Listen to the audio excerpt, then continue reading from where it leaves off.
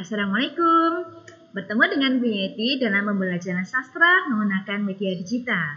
Kali ini kita akan belajar mengenai serunya menulis cerpen.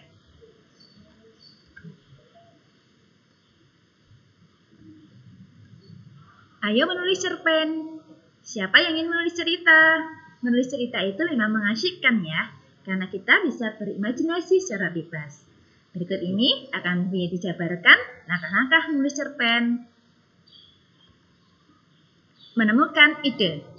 Ide ini bukan kita cari, tapi segera kita tangkap idenya.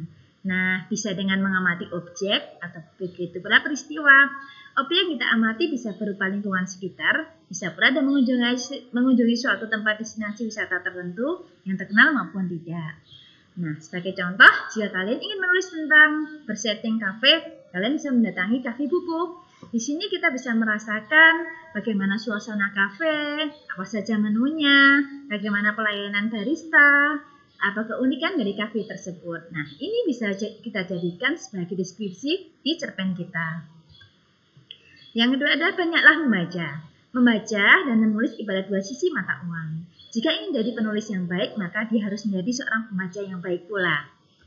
Nah, berikutnya adalah membuat kerangka cerita. Penting membuat kerangka cerita agar cerita kita itu tidak melebar kemana-mana. Kita bisa terpusat ceritanya, sehingga kita bisa fokus. Jangan lupa dimulai dari bagian pendahuluan, pengisi, dan penutup. Untuk penjabarannya nanti akan dijabarkan di bagian mengembangkan cerita. Mengembangkan cerita bagian pendahuluan. Pendahuluan cerpen itu ibarat sebuah pintu masuk sebuah cerita. Jadi di sana mulai dikenalkan tokoh dan latarnya. Buatlah pendahuluan yang membuat pembaca cerpen kita ingin tetap berada dalam cerpen kita, ingin baca sampai selesai. Nah, caranya jangan terlalu bertele-tele karena cerpen itu bukanlah sebuah novel. Mengembangkan cerita bagian isi. Isi terdiri dari pengenalan masalah, puncak masalah hingga pelarian. Pengenalan masalah merupakan penyebab masalah. Tokoh utama mulai menemukan permasalahan atau konflik. Dalam cerpen harus ada konflik, sementara itu dalam kehidupan sehari-hari jangan menciptakan konflik ya. Nah, permasalahan tadi terakumulasi menjadi sebuah klimaks atau puncak masalah. Nanti ada turun lagi, lalu kemudian ada penyelesaian. Nah, pada penyebab konflik ini, kalian bisa menciptakan kejutan-kejutan dalam cerita sehingga pembaca merasa menjadi tokoh-tokohnya. Jika tokohnya sedih, buatlah baca itu menangis. Kalau lucu, buatlah baca terbahak-bahak.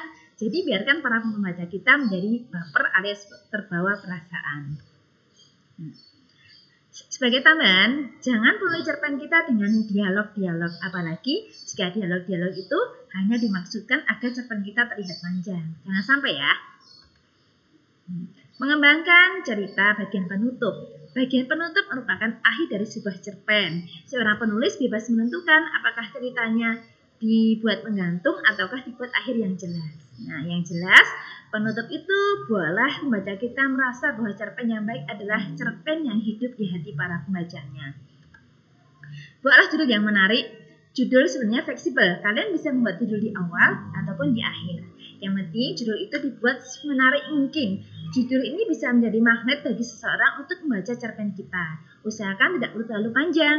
Buatlah yang unik, yang kadang justru membuat penasaran bagi para pembacanya. Suntinglah, tulisan apapun memerlukan proses penyuntingan di akhir. Apakah cerpen kita sudah terbebas dari salah ketik? Apakah kalimatnya sudah nyambung? Apakah sudah menggunakan ejaan sesuai KBBI? Apakah sudah menggunakan huruf cetakan miring yang sesuai? Cerpen sebetulnya boleh menggunakan bahasa daerah atau bahasa asing, asalkan penulisannya misalnya dibuat cetak miring atau italik. Nah, ingat, tulisan kita itu bukan hanya diperuntukkan untuk diri kita, tapi juga untuk para pembaca, sehingga biarkan pembaca menikmati tulisan kita. Publikasikan. Sayang sekali bukan kalau cerpen yang kita buat itu hanya berhenti di buku tulis atau laptop kita, atau berhenti di lembaran tugas yang dikumpulkan di sekolah. Sayang sekali, kita punya media sosial bukan? Kita bisa unggah tulisan kita di sana. Bisa lewat FB, Instagram, bisa juga melalui YouTube, dibuat cerita, dilisankan melalui YouTube, atau bisa juga diunggah di blog milik kalian. Teruslah belajar. Seorang penulis yang baik akan terus belajar.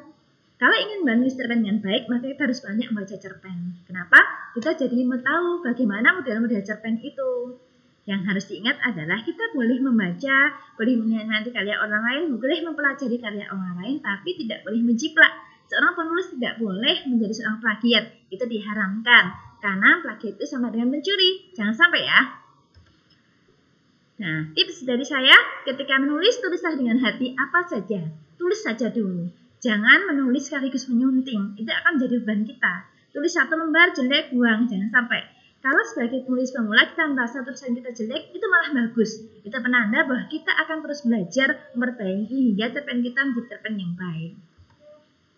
Nah, ini contoh cerpen. Bisa kalian cek di link berikut ya. Di webnya Suyanto ID berjudul Sonata Hujan. Berikutnya ada satu lagi di majalah Muara UNY. Ini juga bisa kalian cek nanti di tautan yang ada di sini. Oke, sekarang lalu apa? Ya mulailah nulis sekarang. Ingatlah nasihat Dilan, nasihat saya nih. Yang berat itu bukan hanya rindu, tetapi juga istiqomah dalam menulis. Terima kasih. Assalamualaikum warahmatullahi wabarakatuh.